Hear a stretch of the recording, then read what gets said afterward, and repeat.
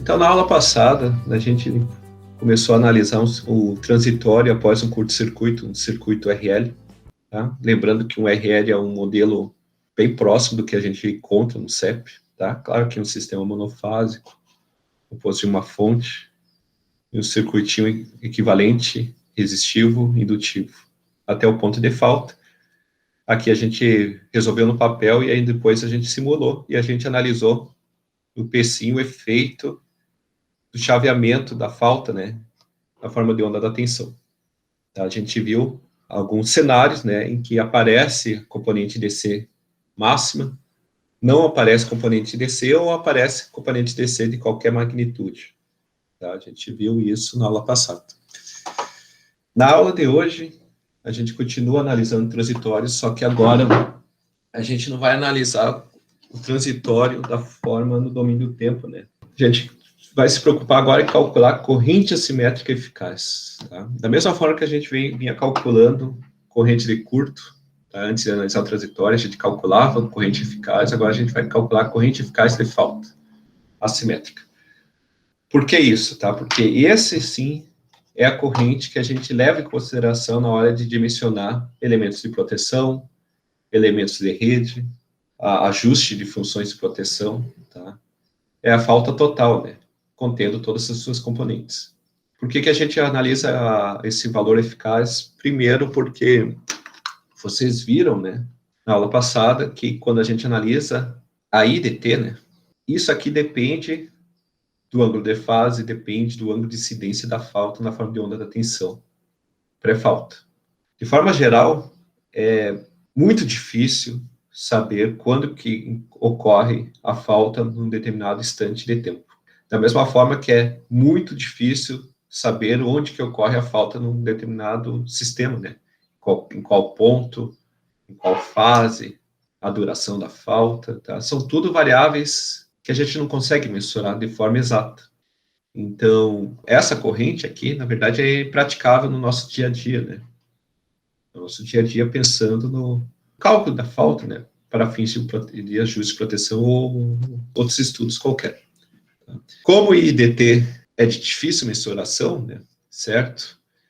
E além disso, né, no momento que a gente fala que a gente quer descobrir uma corrente eficaz, assimétrica, necessariamente a gente precisa de um valor que seja utilizado para representar aquela corrente variante no tempo, tá? Só que a gente tem uma componente IDC-DT que ela não é periódica, tá? Ela é uma exponencial decrescente no tempo, tá?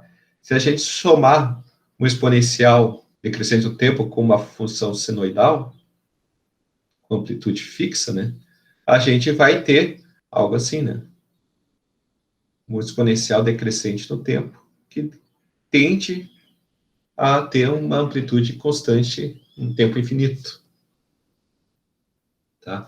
Então, no momento que a gente não tem uma função periódica, IDC, DT, naturalmente a gente também não vai ter uma função periódica IDT. Isso é natural, matematicamente é impossível ter isso. E matematicamente é impossível também a gente ter um valor eficaz de uma função que não é periódica, né? Certo? Lembra lá de circuitos elétricos? Quando a gente deduz o valor root mean square, né, o RMS, necessariamente a gente faz a integral de uma função periódica no tempo, com período fixo. Tá?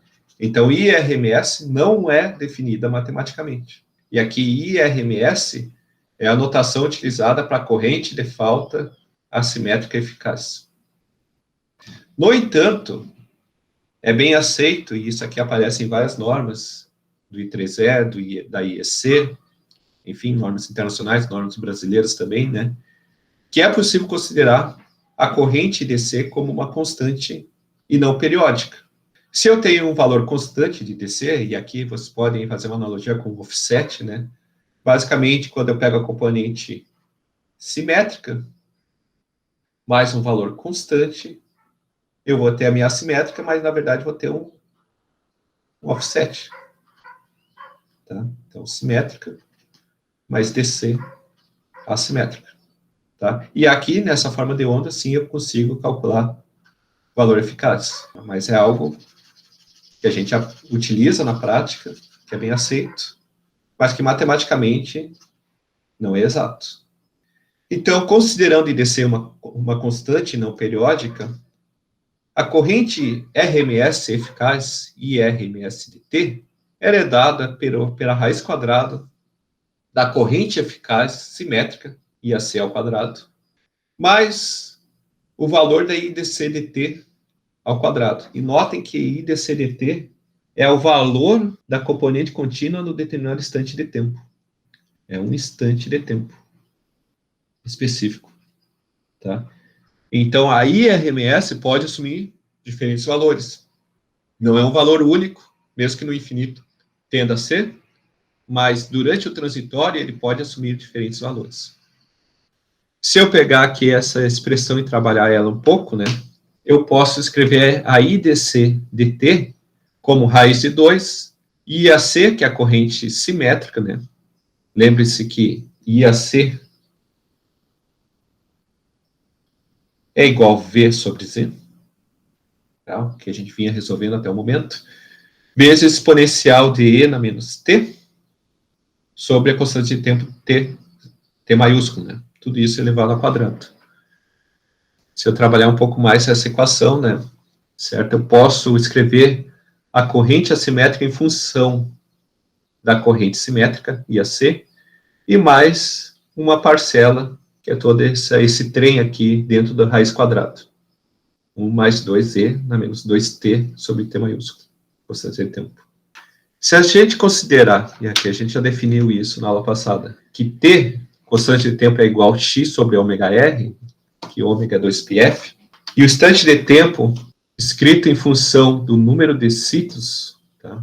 Tal, tá? Número de ciclos dividido pela frequência do sistema, essa corrente assimétrica de falta eficaz pode ser reescrita dessa forma, em que a corrente RMS em um determinado instante em ciclos, tá? Ó, instante em ciclos, tempo em ciclos, tá? É igual à corrente simétrica de falta vezes o fator K desse instante de tempo em ciclos, tal. Esse K, se a gente comparar essa equação com a equação do slide anterior, é igual a raiz quadrada de 1 mais 2e na menos 4 tal sobre x sobre r. Basicamente, essa equação é a equação anterior substituindo constante de tempo t maiúsculo por x sobre ômega r e a constante de tempo e o instante de tempo por tal sobre frequências. Tá? Por que é interessante usar essa equação aqui abaixo, né? Porque aqui nós temos x sobre r equivalente, tá? Isso aqui é o xr equivalente do CEP até o ponto de falta, tá? Isso aqui vem do Z de Thevenin, né? Isso aqui é o meu Z de Thevenin, né? Pego o Z de Thevenin, separo em parte real, em parte imaginária e jogo aqui na equação x sobre r, isso aí me dá a característica do sistema. Se o x for muito maior que r, eu posso assumir que o meu sistema é puramente reativo, certo? Normalmente, a gente assume isso quando nós temos sistemas de alta tensão, né? Certo? Que a parte resistiva ela é muito pequena. E aqui também separa aqui a questão da variável tempo, né? Tá? Por quê? Porque é muito difícil trabalhar com o tempo, né? Quando a gente fala em proteção, a gente fala em proteção atuando em 1, 2, 3 ciclos, né? De 60 Hz. A gente não se preocupa muito com o instante, se vai atuar em 1 mili, 2 mili, 3 mili, que são valores muito menores do que um ciclo de 60 Hz. Então, é muito mais fácil utilizar essa equação aqui em ciclos do que instante de tempo. Mas as duas equações são verdadeiras, são iguais até por sinal. Vamos dar nome aos bois, tá? Esse K tem um nome que é o fator de assimetria. Vou escrever aqui. Fator de assimetria. É o fator que distorce a forma de onda da corrente simétrica, tornando ela em corrente assimétrica. Esse fator de assimetria, dependendo da vontade de vocês, né? Vocês podem calcular isso por essa equação ou pode até pegar esses valores tabelados, tá? variando aqui tal e x sobre r. Se vocês pegarem isso aqui mesmo, jogarem aqui no script, lá em Python, MATLAB, tá? Botar dois laços, né? Um para tal e outro para x sobre r, você consegue gerar essa tabela. E essa tabela a gente se encontra em algumas normas da área. Uma observação importante, então, em sistemas puramente reativos, que é esse caso daqui, x muito maior que r, vocês pegarem aqui, isso aqui vai tender a 1, certo? E elevado a 0, né? Vira 1, 1 vezes 2 é 2, mais 1, 3, então, fator de assimetria é raiz de 3. Tá? Em qualquer instante de tempo, né? Isso que é importante analisar. Aqui nesse slide eu apresento um resumo do que a gente viu até o momento. A análise de corrente instantânea, que a gente viu na aula passada, e a análise que a gente faz da corrente eficaz que a gente fez na aula de hoje. Tá? As equações para corrente simétrica, quando eu quero analisar da forma instantânea, eu utilizo essa equação daqui. E aqui entra a questão do ângulo de incidência da falta, entra também como um parâmetro também o ângulo de fase.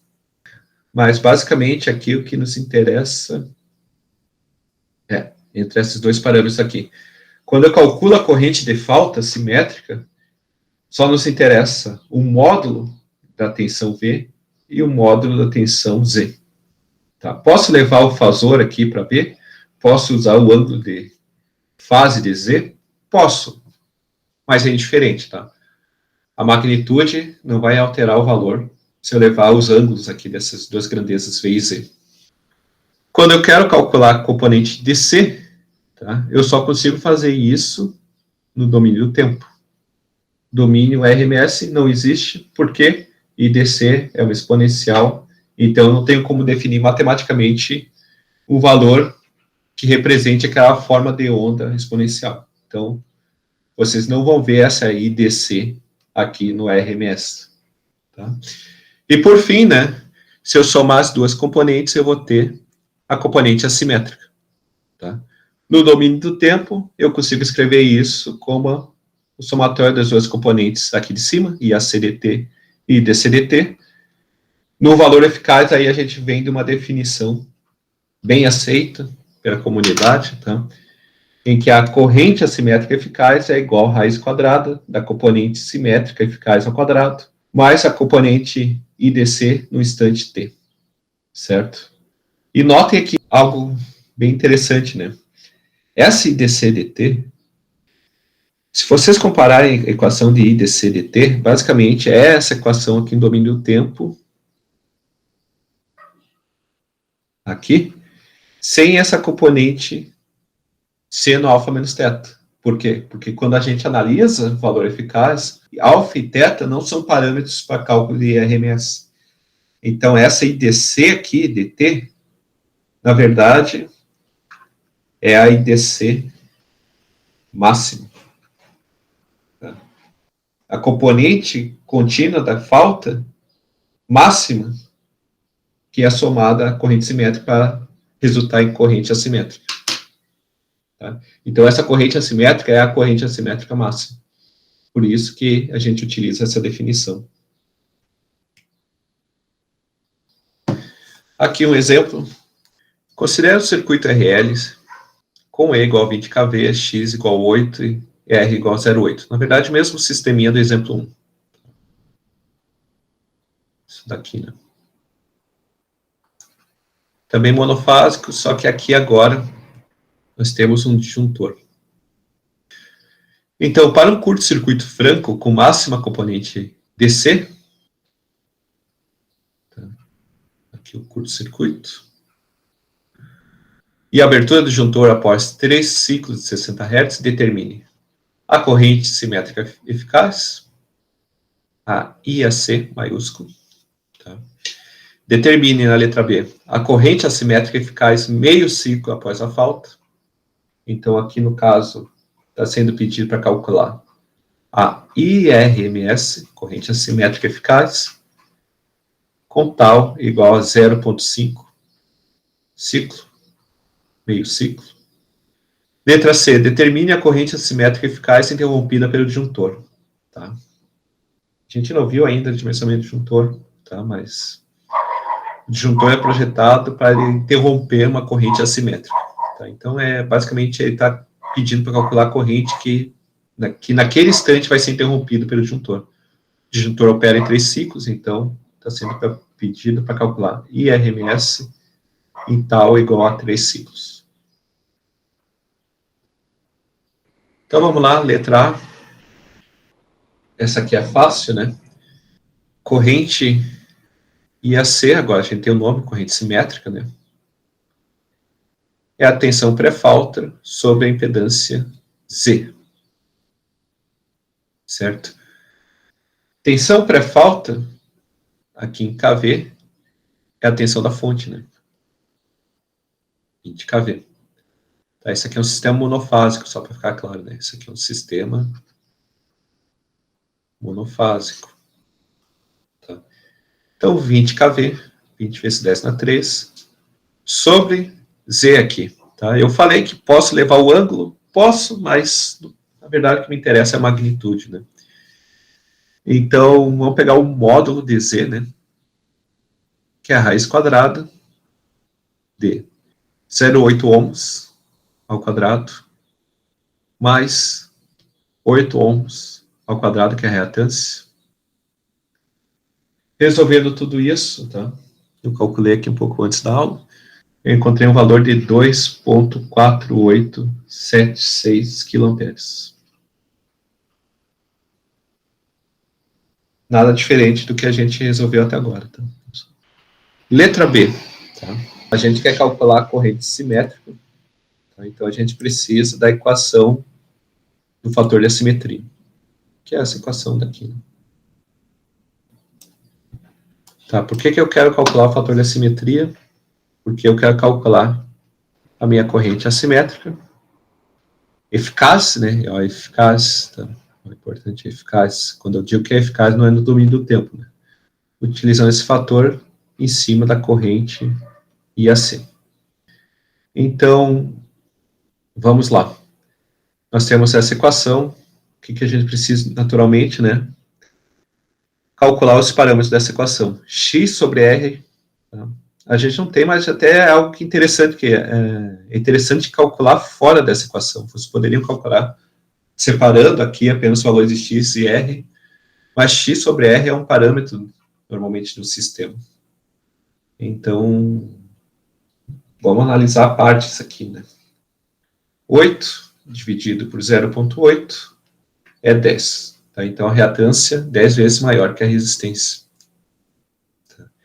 Isso aí já me dá uma noção qual é o valor esperado de K que a gente vai encontrar.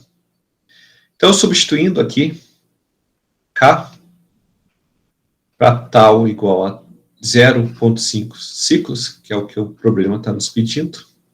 Só substituir os valores.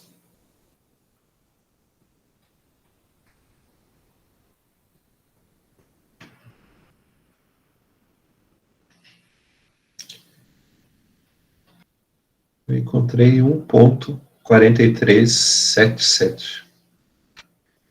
Então, com esse fator, né, a gente pode calcular a corrente assimétrica em meio ciclo, né?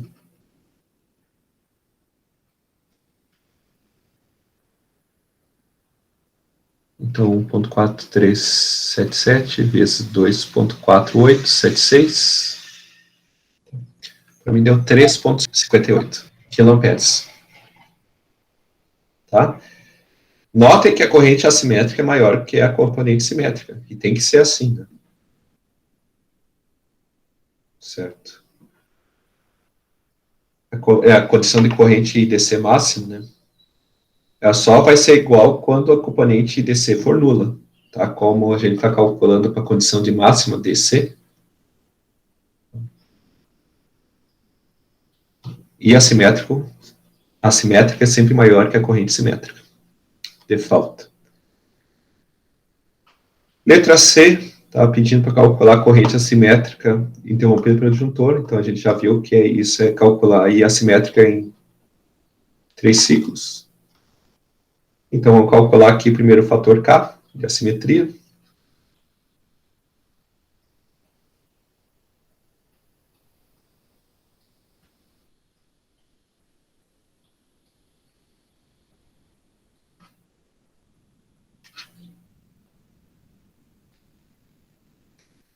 Aqui uma dica, ó. Como o tempo é maior, tá? Tem mais ciclos, né? A tendência é que esse K diminua, tá? Que a corrente IDC se extingua com o tempo, né? Então, esse fator K tem que ser menor que o fator K da letra B. 1,02279. Tá? E a corrente assimétrica eficaz de falta, tal igual a 3. Esse fator de assimetria vezes a componente simétrica.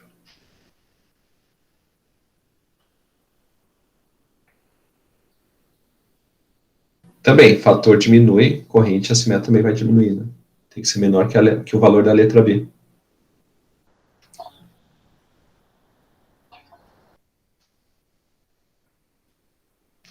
Vamos para um outro exemplo, tá? Hoje a aula a gente vai resolver vários exemplos. Tá? O conteúdo, a teoria a gente já viu basicamente tudo, né? Agora a gente tem que aplicar essa teoria em problemas reais. Tá, então esse é o primeiro exemplo que a gente vai resolver um sistema trifásico mesmo, certo?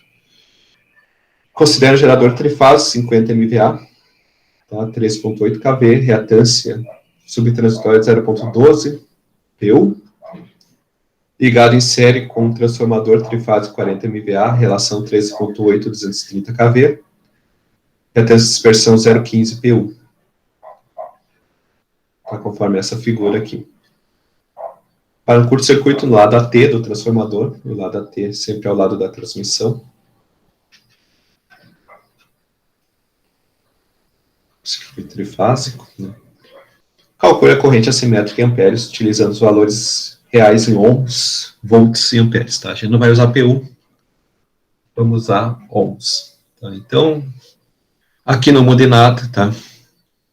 Da mesma forma que a gente fazia lá o cálculo da corrente simétrica, a gente também vai fazer aqui também o cálculo da corrente simétrica utilizando o diagrama de impedâncias. Então, vamos desenhar esse diagrama de impedâncias.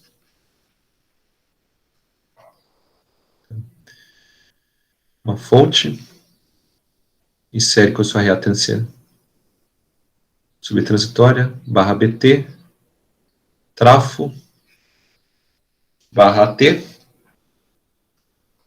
e o curto.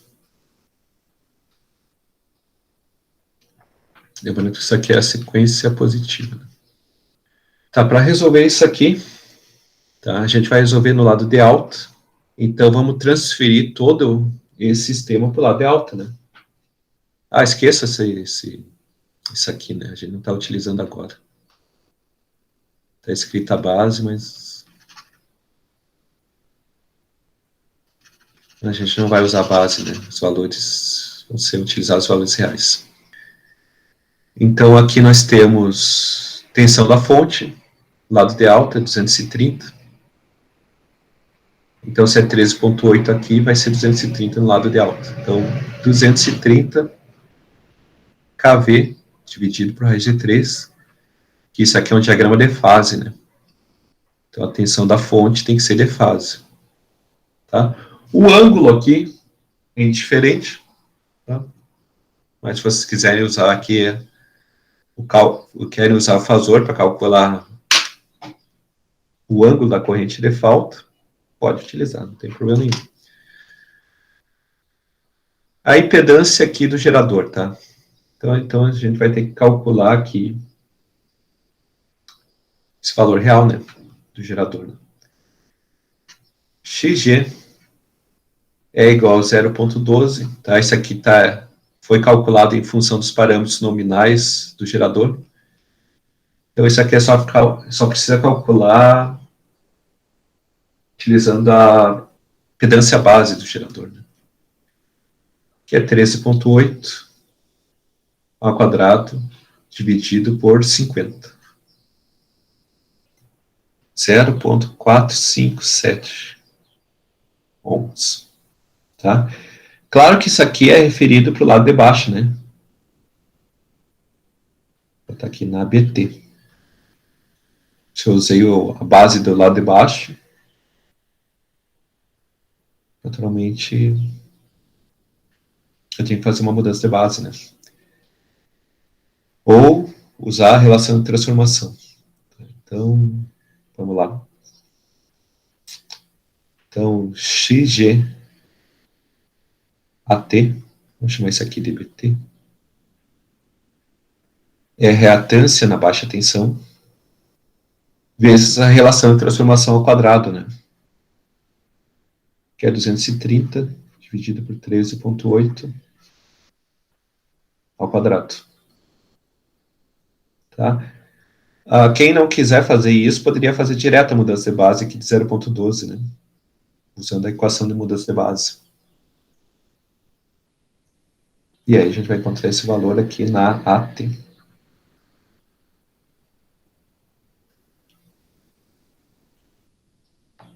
R$126,96. Vamos passar esse parâmetro aqui para o diagrama de impedância. J 126,96. Tá? Valores ômicos, não precisa de muitas casas após a vírgula, né? 2 casas tá bom. Mas se fosse PO, daí sim, 4, 5 casas. Tá?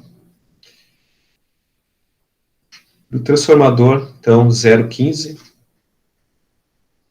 vezes a base no lado de alta. 230 quadrado dividido por 40. 198,375.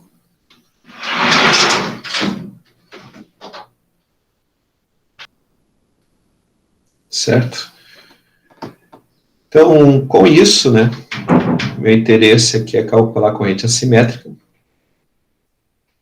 eficaz, né? Então, primeira parte aqui, a gente já calculou tudo, colocamos todos os valores em kV em ohms, agora a gente pode calcular a componente simétrica, tá? IAC. Ou você pode chamar assim, né? I simétrica, tá? Que é aquela minha corrente ICC trifásica, né? A gente vinha dando esse nome lá anteriormente. Então, atenção, aqui basicamente é resolver esse circuito aqui, né? Isso aqui é a minha IAC. Então, 230 tive raiz de 3 dividido pela impedância, né? Vamos pegar apenas o módulo. Isso aqui é um sistema puramente reativo, então é só somar os reatantes.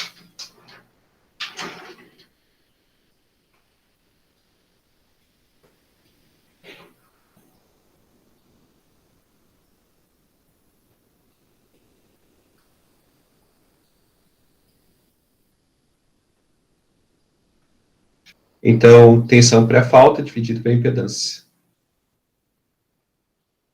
408.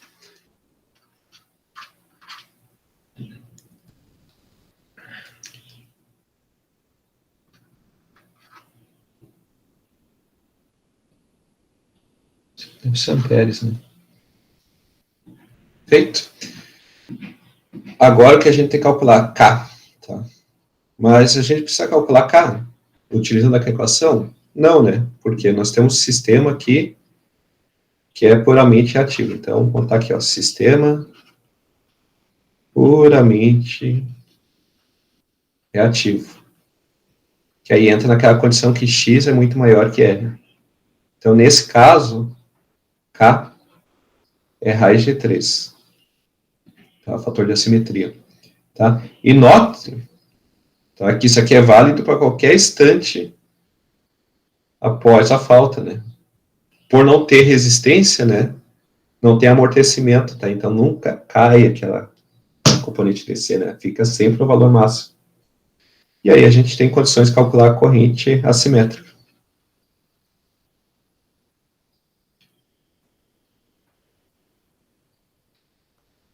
408 vezes raiz de 3. E 706,96. Vou parar por aqui. Amperes. Tá? Esse aqui é o método mais utilizado, né, para cálculo de correntes de falta. Tá, mais um exemplo. Isso aqui, esse exemplo 4, vou deixar vocês praticarem um pouco. Tá, mas vamos lá. Esse aqui, considere o CEP abaixo e os seguintes dados. Tá? Temos os dados do gerador, aqui, né? Temos os dados do trafo. Tá?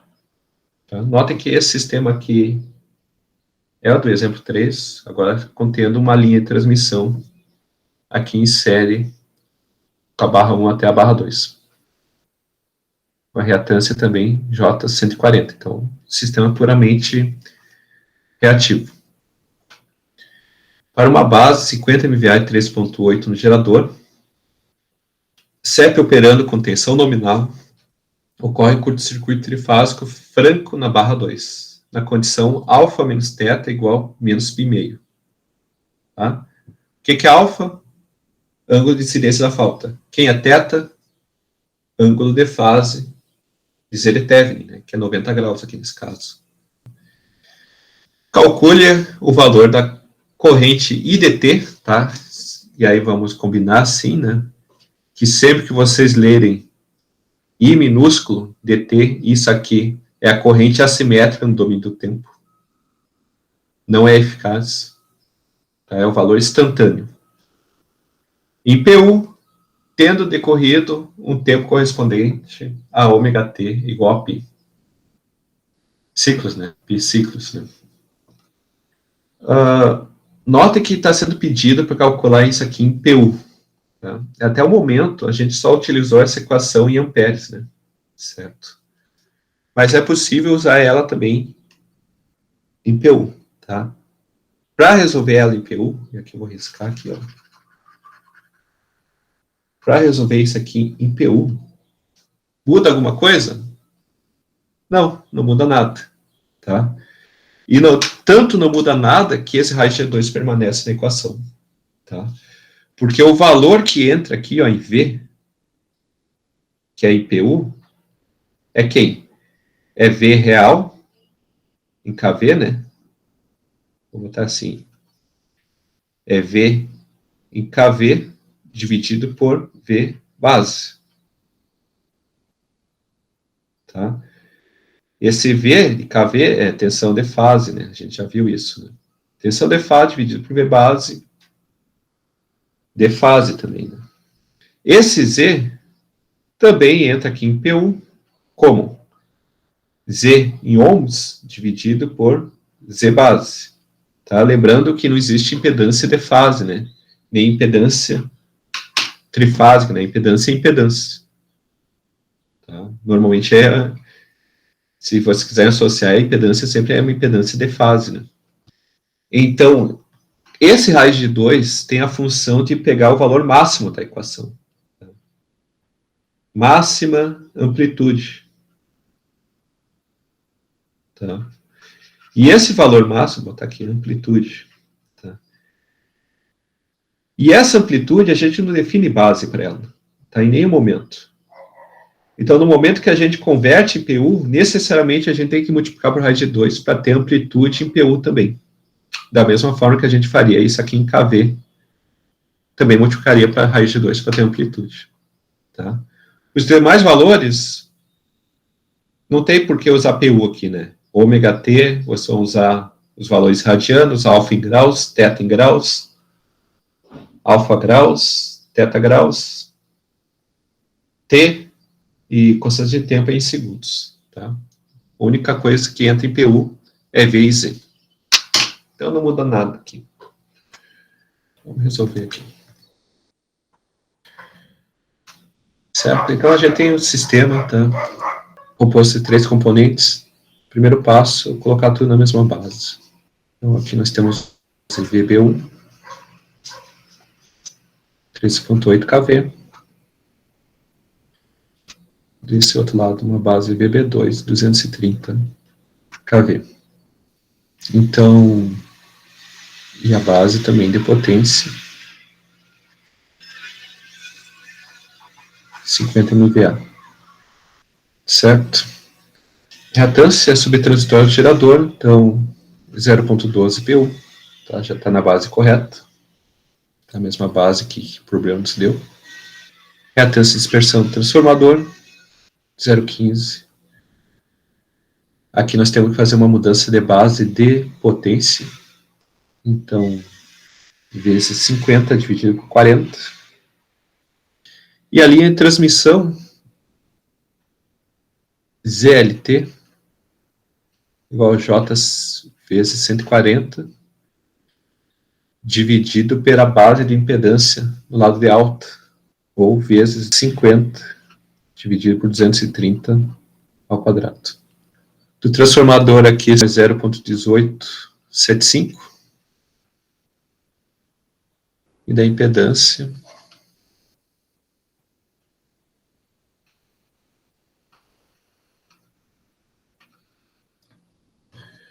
a gente precisa calcular a IDT, né? Vou pegar essa equação. Vou resolver tudo de uma vez só, então, pessoal. Tensão nominal, a gente já tem quanto que é a tensão. Vamos só fazer um check aqui. Temos a tensão pré-falta, V, temos. Z, a gente pode calcular agora. Vamos calcular Z. Isso aqui é um sistema puramente reativo. Então é 0.12 mais 0.1875 mais 0.13, 23, 25. Tá? Lembrando que isso aqui é módulo.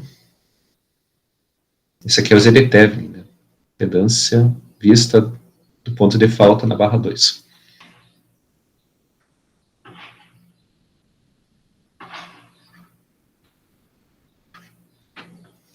Então, calculamos Z.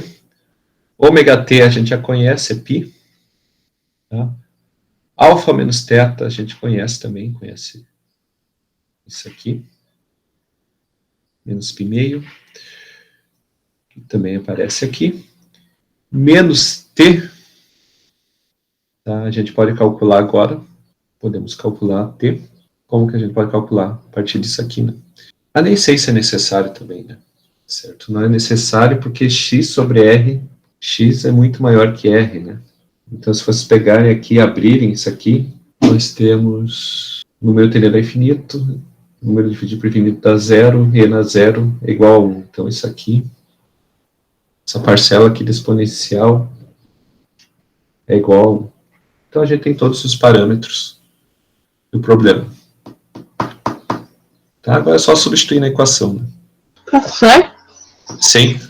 Supondo que a gente não pudesse fazer essa... Enfim, simplificação. Isso.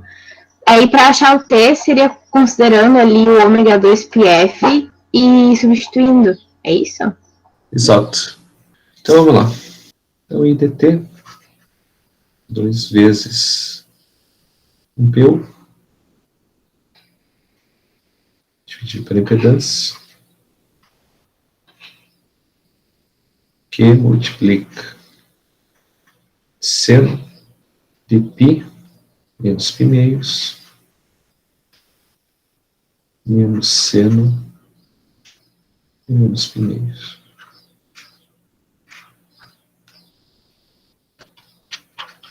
Isso aí vai me dar corrente PU, né?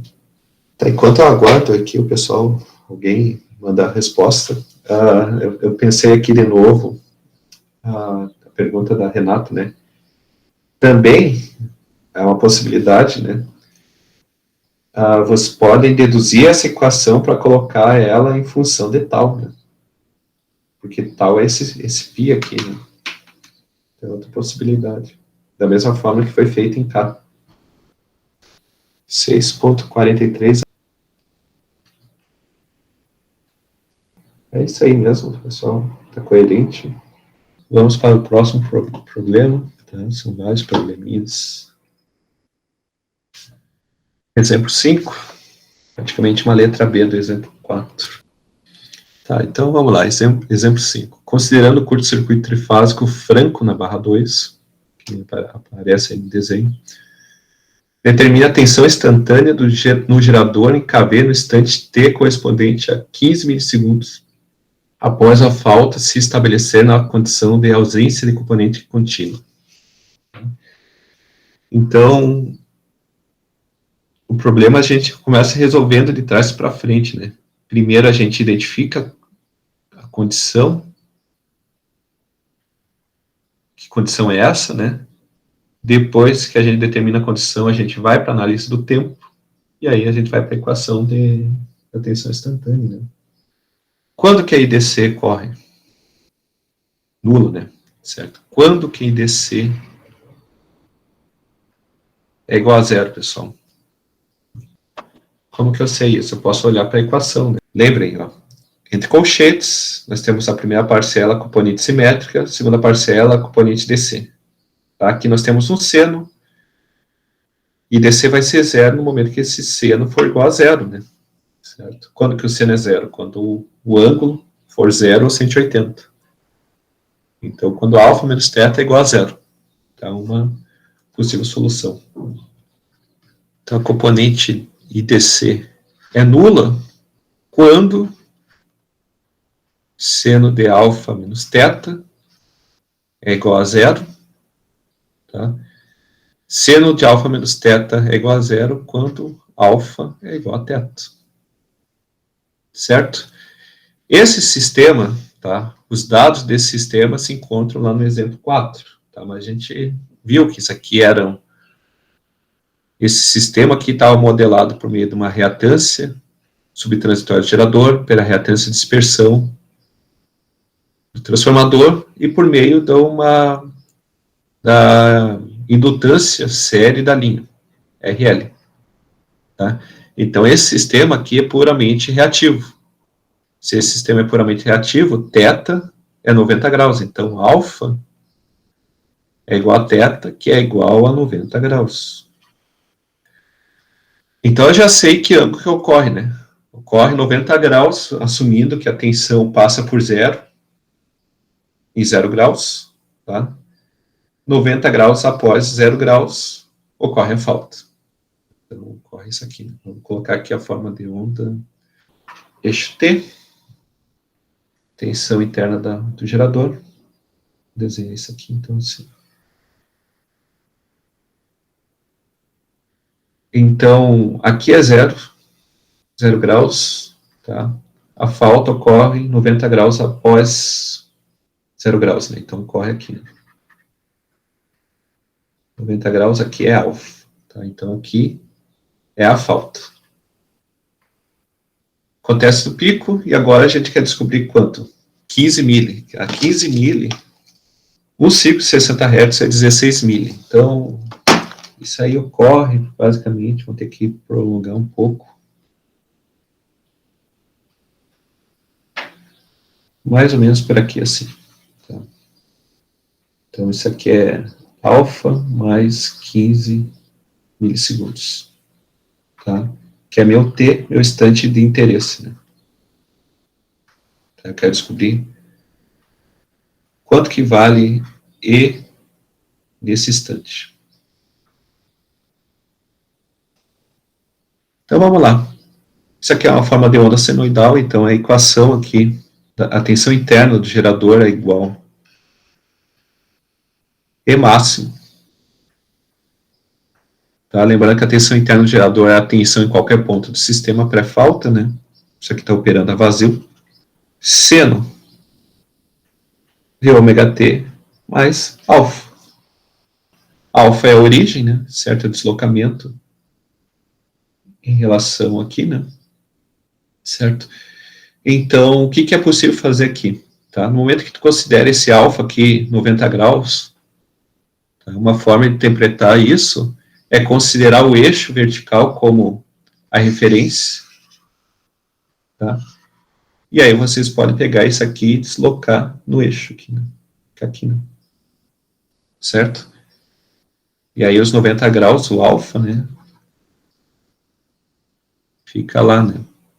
Lá atrás, né? Vou apagar aqui.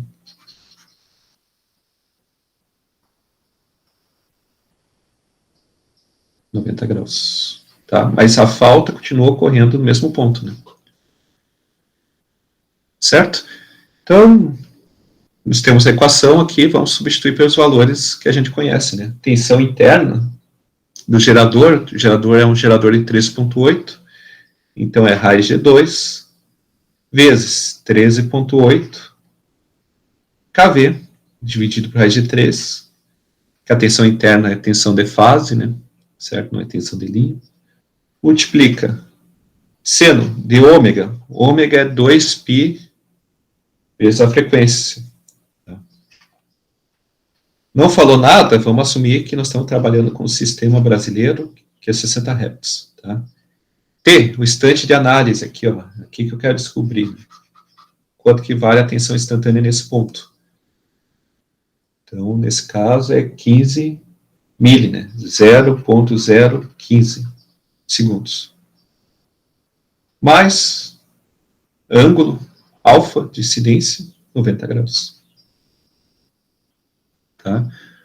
Cuidado, aqui nós temos ângulo em radianos, aqui nós temos ângulo em graus elétricos. 9,1157 kV, que é abaixo do valor máximo. O pico aqui é 11 kV. Tá? Notem que o problema já vai criando algumas complexidades aqui, né? Uma questão que poderia ser feita era determine a componente, sei lá, simétrica, assimétrica, tanto faz, né? Sabendo que a tensão instantânea no instante da falta vale lá, sei lá, 7π1. 7π1 não, 7 kV, né? Daí você, é só fazer aí ao contrário, né? Começa com a tensão, tá? Resolve essa equação aqui para alfa, para saber quando que é 7 kV, né? E aí depois tu parte lá para o cálculo da corrente, né? Então, aí agora dá para começar a brincar aqui também.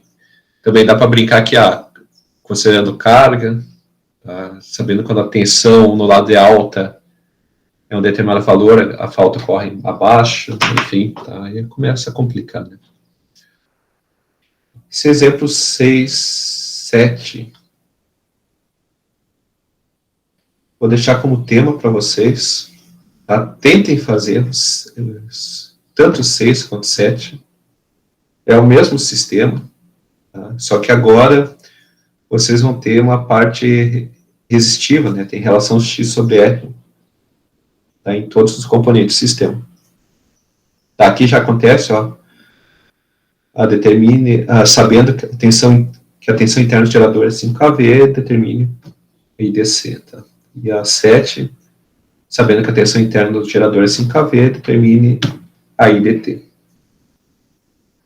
E aí a gente encerra o conteúdo da primeira prova, tá? Essa parte de comportamento de máquinas síncronas eu já tinha visto lá no início do semestre, que a gente não ia ter condições de ver antes dessa prova, tá?